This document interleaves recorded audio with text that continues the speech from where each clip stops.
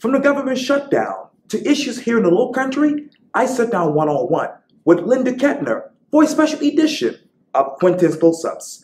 And be sure to download the free Quintin's Close-Ups app in your Apple or Google Play stores. And listen to this interview later on the free Quintin's Close-Ups iHeartRadio podcast. Linda Ketner. Hey, Quintin Washington. It's so good to see you. It's so good to see you always. Oh, likewise. I know that you've been busy and I've been busy. And I know on our car ride over here, you basically said, hey, you know, your cat, actually your dog, is going through some medical issues right now. Yeah. She's got a meningiosarcoma, which is incurable. And she's going through chemo to have some extra months. So, yeah, I've become quite a caretaker. Yes, indeed. And I know for many, many years you took care of your mom and dad. Yeah, mostly mom. Dad's death was 4 months, but he was well up until that. And then mom was 10 years. So, yeah, I think I'm a nurse by now. What is it like to be you, Linda Ketner? It's the good, the bad, and the ugly. No, what's it like to be me? You know, there were some tough decisions about not continuing to run for office and choosing to be there for my mom. And then, because it was so long, it kind of closed that opportunity. Good news is Joe Cunningham got elected to the office I ran for, and I'm real pleased about him being in Congress and representing us, so I'm really happy about that. And, you know, I think, as you know, through some issues with your family, it grows you if you pay attention. And it also points out to you, well, it gives you hard choices, but it gives you choices that you can feel good about. And it also grows you more deeply as you walk that path with somebody, I think. I'm still learning what all I did learn from making those choices and having those experiences. There's some regret, you know, because I'm older now, and I'm old enough to want to encourage some young people, including you, to run for office and help them. Yeah, I'm not kidding. You'd be so good. What you laughing? I'm serious. I hate politics. I understand. I do too. Hey, I do too. And that's why people who hate politics should run. I'm not kidding you. Okay. Seriously. It's the people that like politics we need to worry about. I'm not kidding, okay? I see it all the time. I see these people, well, you're seeing it right now with people who are more concerned with whether they win or how they look, other than what they can. Politics should come, people in office should come from a place of, what can I do to help? You know, what can I do to help? We're not seeing much of that right now, you know. The stubbornness on both the Democratic and Republican sides around this shutdown doesn't consider the people that they're supposed to serve. You would, I gotta say, I would, make different choices. So yes, go ahead and hate politics and then get in politics. And let me stay with politics, because obviously, as on our car ride over here, you were kind of concerned about the shutdown. Oh yeah. And there's some developing news coming from President Trump and what happened allegedly when he was running for office. Right. And you know, let's wait for. We're so, I don't know, addicted to the sensation of everything that we rush to judgment. So let's wait on the proof, you know, and let's see if, because people are right when they say, well, Michael Cohen said it, he's lied a lot. There's a lot of lying going on in Washington, period. Let's wait for the facts. I'm sure Mueller hasn't. And then take the appropriate action if it is verified that President Trump asked Michael Cohen to lie to Congress, then that is an impeachable offense, and we need to go down that road. But we don't need to go down it until we're sure. We don't. And when you look at his, obviously, close to 2-3 years in office, what good has he done in your body? Some of it superficially looks good, like the stock market's good, so the rich are getting richer. There's a, let's see, what was it? There's a 3%, 3 point something percent increase in wages, but what 3% of $7.25 if you're making minimum wage is minuscule. So what has he done? Unemployment is high, but is low, but underemployment, in other words, people aren't making enough to live. Take this shutdown. The federal jobs are pretty well paid, okay, considering what other people make outside the federal government. And these people are having to, go to soup kitchens, basically, to be fed. People, I don't think people realize that 90% of the people in the United States live paycheck to paycheck. And 50% of the people in the United States have $400 in savings. Well, that won't pay their mortgage, that won't buy their medicine, that won't pay for their child's child care. So, what has he done that's good? Again, the rich are getting richer. People are able to work in jobs that don't pay them enough to really live. My argument with what we pay people is that when I was growing up, it was after World War II, in the 50s and the 60s, people literally could pay to educate their children, take care of their family's medical care, buy a home, okay? All those things for the middle class, which keeps shrinking, aren't available anymore. And that's what I'm concerned about. I believe democracy flourishes only in a healthy middle class, and our middle class keeps shrinking.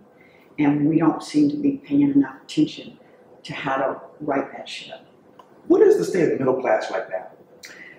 It has been shrinking for a long, long time. And,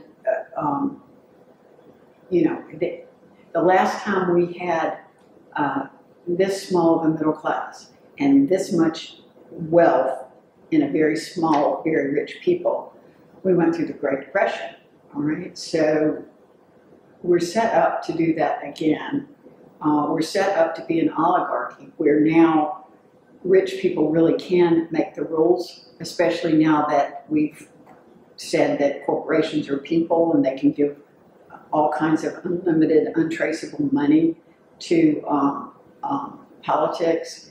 So we've got a situation that, in my opinion, threatens democracy at the very basic level of what I see, because I think the middle class is essential to a healthy democracy, and that worries me. How do you define democracy in 2019?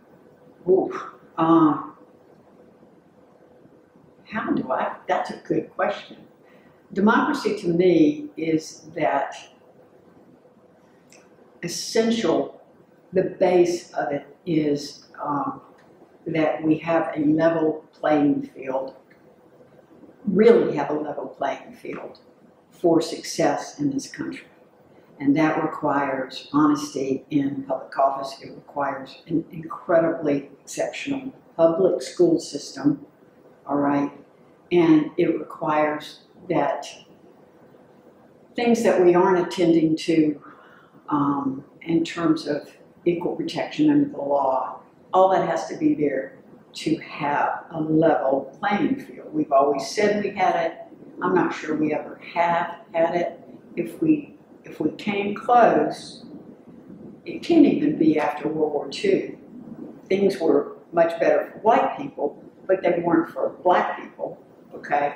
And even, the promises that were made after World War II to people who had fought in the war, like housing loans and college education, weren't available to African Americans who served in World War II. I don't know whether most people know that or not. For the last 2.5 years, I have been studiously reading a history I wasn't taught. I wasn't taught in elementary, junior high, high school, or college. Some of the history that I've been learning through a deeper reading of America. So America, the ideal, which the Constitution so beautifully laid out, it feels almost divinely inspired, because we're still trying to live into that ideal of what America could be and should be. That's why people who don't like politics, like you, should run for office. No, I'm going to do interviews. No. Well, they'll interview you then. I'm doing what God has called me to do interviews. I'm happy doing this. I'm going to talk to God about that. This very day, I'm going to have a conversation. We'll see how that goes. Yeah. You talk about the public school system. Obviously, the big talk around the South Carolina State House this week and last week is about education reform. Yes, thank goodness. Where are we with that right now? We'll talk, no action. We'll see whether the action comes. You know, we have, God, as long as I've lived in this state, which I think is 35 years now, it's been a lot of talk, okay? But let's see if the action comes through, because we really, unfortunately, I think the business community, the new businesses that are coming in here, their requirements for a better educated workforce may be the impetus that was needed to really make changes in the education system, which is sort of pitiful because the need has been there all along. And now if we're just doing it because economically it's a necessity, we're still doing it, and thank goodness for that, but I wish people would elevate the reasons that they do things, that the reasons that they do things wouldn't always have to be an economic interest or a self-interest, you know. What is the economy in your mind right now? Here in South Carolina or Yes. the nation? Both. I think in the nation, it makes me nervous when you've got, yes, the stock market's doing great, but the stock market is largely played by people who have a lot of money, right? Largely. And then their pensions and stuff in there. Now, when it went boom during the 2007, 8, 9, all those pensions got hurt. So that worries me because I think a sustainable, good economy for this country has to be built on something more solid, like a minimum wage that's a living wage, not a $7.25 wage. That's not a living wage. Take it to Charleston, our area. Sure. Man, you got to live so far out if you're making $7.25 an hour, find housing to live on your own, raise your family, you know, take care of transportation, all of that, you know, it's not feasible. Because if you're working in town and you're living out of town, the transportation expense alone, the parking, etc., is not doable. And then the average studio apartment downtown is rented for $1,700 a month, okay? Well, you gotta have $40-some thousand a year to afford that. So it's out of whack, you know, a democracy, again, and an economy isn't sustainable, in my opinion, unless you have living wages for people who work full-time. You talk about public transportation. Obviously, that's a big issue here in South Carolina, and particularly here in Charleston. Where should that conversation go next in your mind?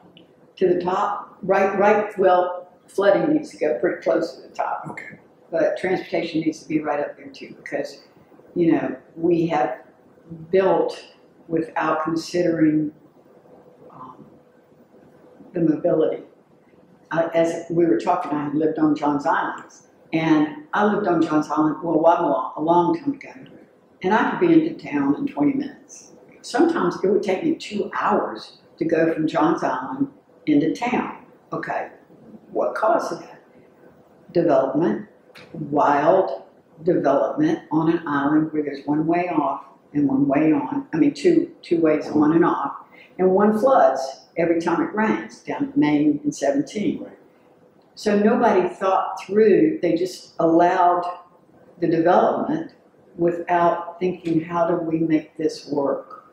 It's not that nobody did. A lot of people had, you know, good sustainable ideas about what to do, but they should not have allowed the development and the filling in the drain fields for the flooding, because that's the other issue out there.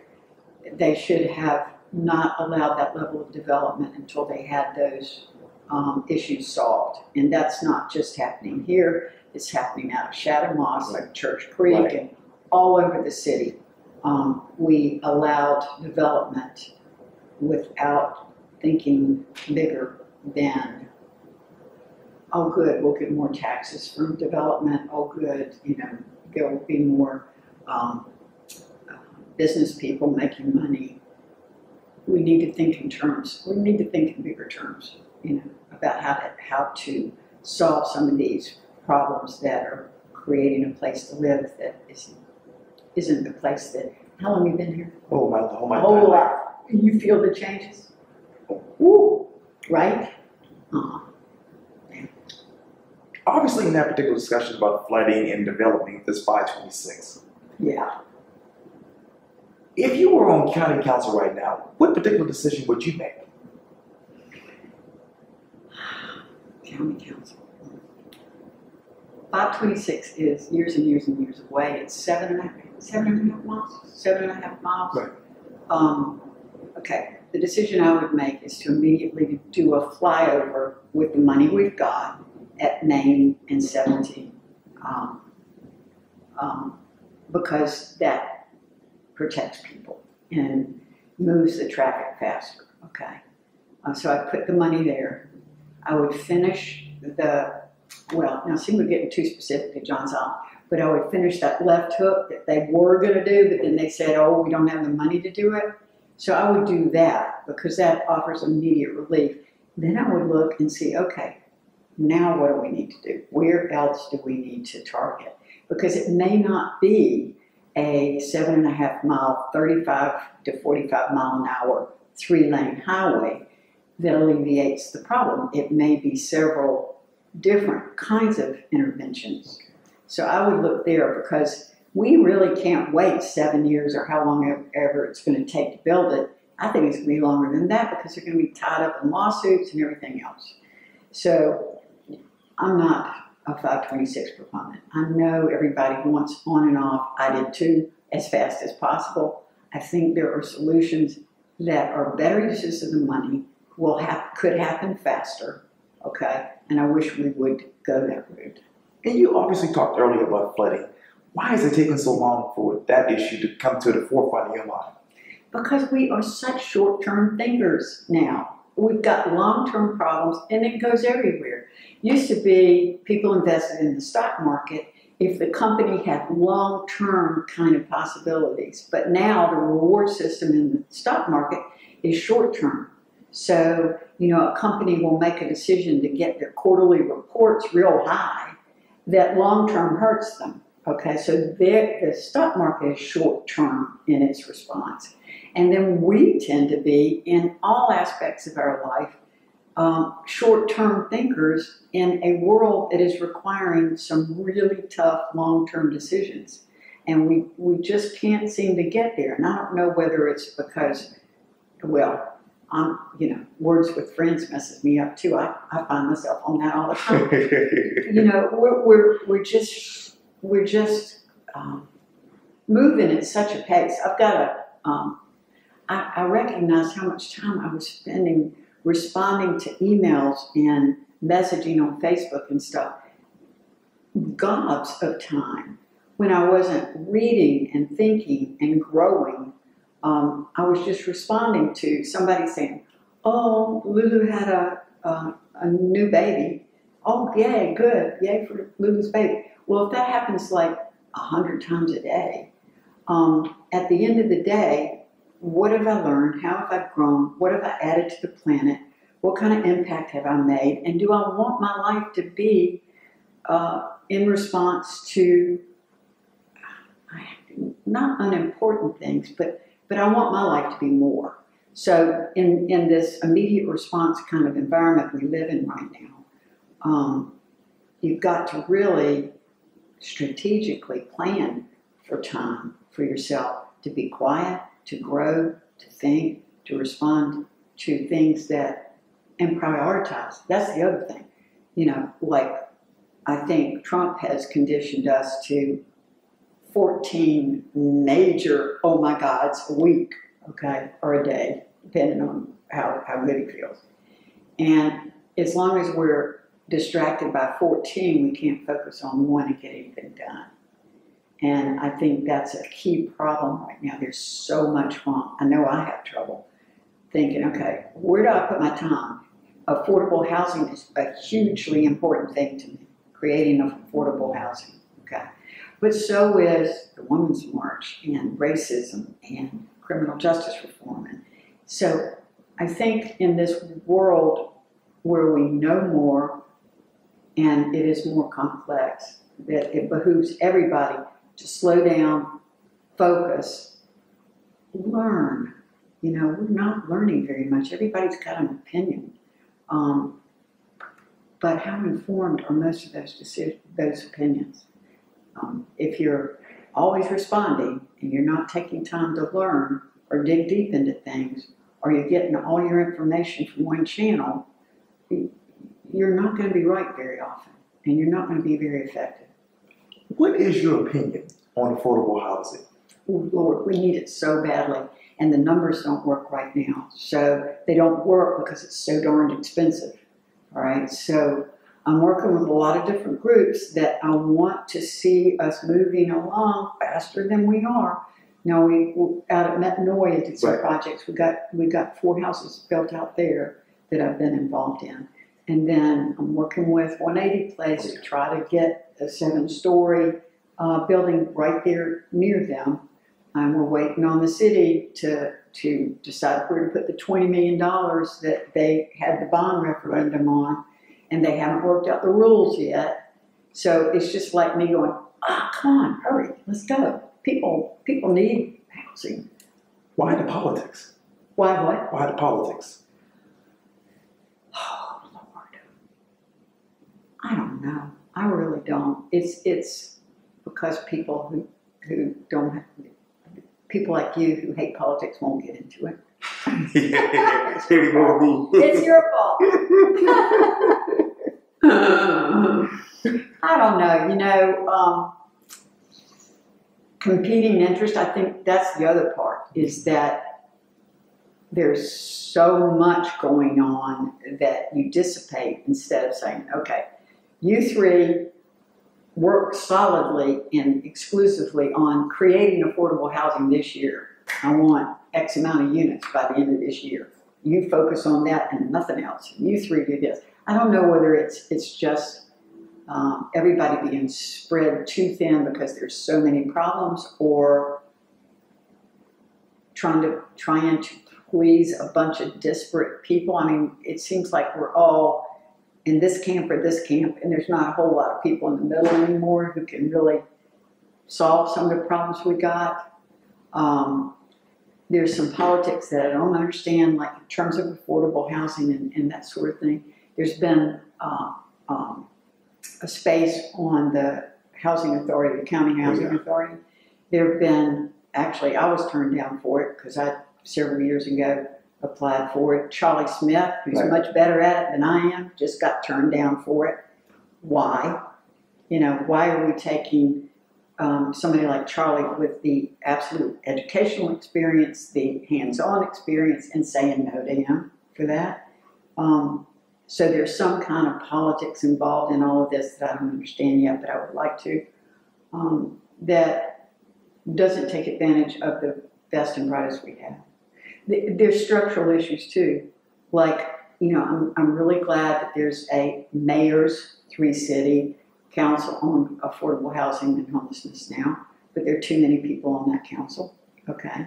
You can't operate effectively if there are 30 or 40 people on the council to actually move it along. So there's structural problems in the way we design how we solve some of these issues. Do we have the right people on these commissions that have proven they can make things happen?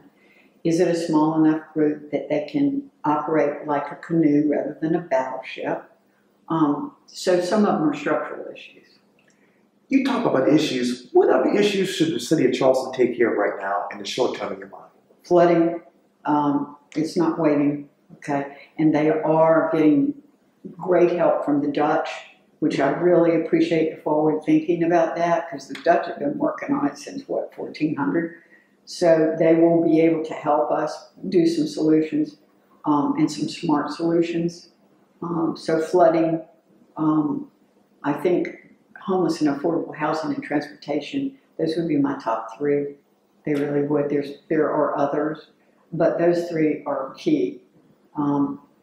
There's just no way you can ask a tourist town like we are to treat the people that clean the rooms and park the cars and work in the parking garages and serve the meals to live 40 miles out with no transportation. It just doesn't make sense. Somebody needs to sit down and think through that. And where is offshore drilling in your equation? Oh, just don't do it. But I think that's going to be a federal decision, okay? And I think the mayors have come together, and Joe Cunningham is up there defending us. So that's on the federal level, and I think all hell will bust loose before they let offshore drilling happen around here. As you know, there's a mayoral election coming up here in the city of Charleston in November. Who's the ideal person right now to lead the city going forward from your mind? Well, apparently only person that has said they're running at this point is the mayor of Tecklenburg. I think he's done a good job. I think he's an honorable man. I like the way he's gotten in front of the flooding issue and the people he's gotten involved on that. It would any mayor, I would like for them to make change happen faster. But that's just the activist in me, It is. I just want change to happen faster. If we know what needs to be done, marshal the resources and get things done faster. But that's me. I know I've always been that way. And you talk about obviously being an activist and a philanthropist. Donor activist is what I call it. Oh, philanthropist reminds me of somebody that wears little pearls oh. and talks like this. That just ain't me. But who are you these days? I'm not her.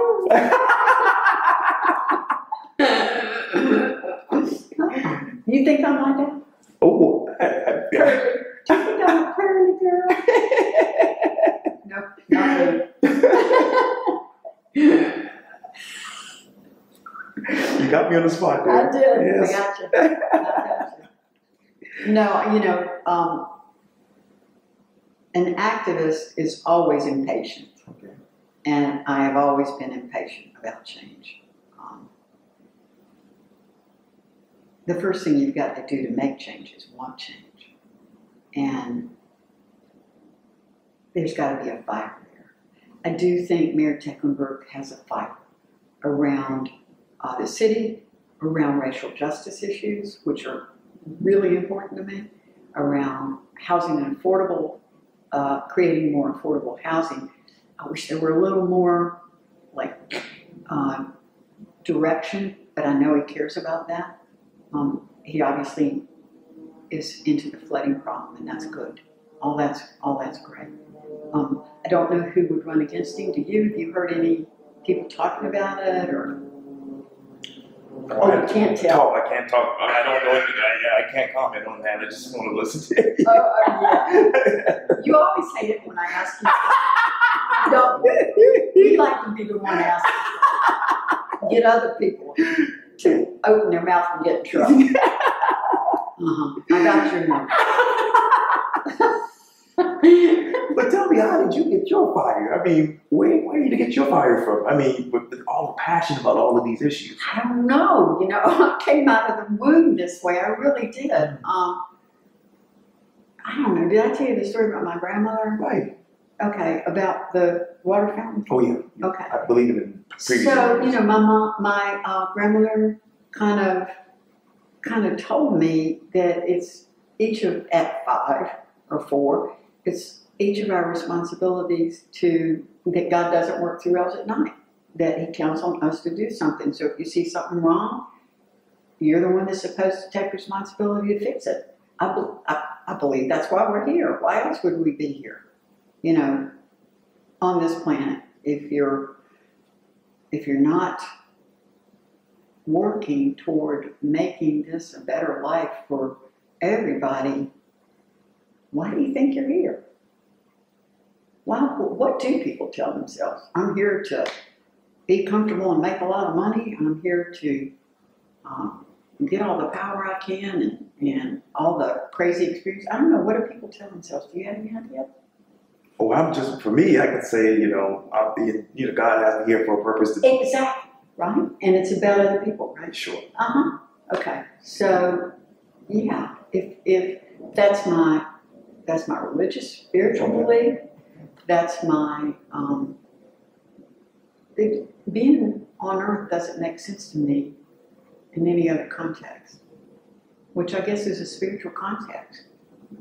Yeah.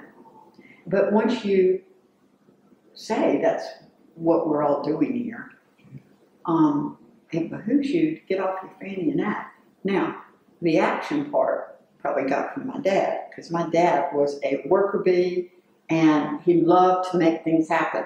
All right, so probably got that from my dad, but I also got the ethics from my dad. Dad was very much invested in making positive change on the planet with his life.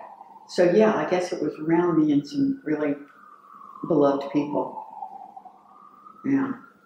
That's so great to hear. And I can be a pain as you can talk to anybody, they'll tell you, yeah, she's an aggravating thing with my activism, okay, and otherwise. Yeah. Because I can just push too hard, which probably makes it a good thing that I wasn't elected to Congress. I probably would have been dysfunctionally annoying, but I would have been polite, which isn't happening much up here these days. Some of these people are going wild up there, aren't they? Oh, me? Yeah, you can't even see. You can't even say. I'm trying to keep a straight face. Do other people not ask you questions back? I don't think they do. No, I just tell their story. That's it. Yeah. Be the old school way. Just listen and let them speak. I hear you. Yeah. Well, this was fun. I really, really appreciate it. It's always fun to talk to you. And my gosh, we hit a bunch of different topics. Sure.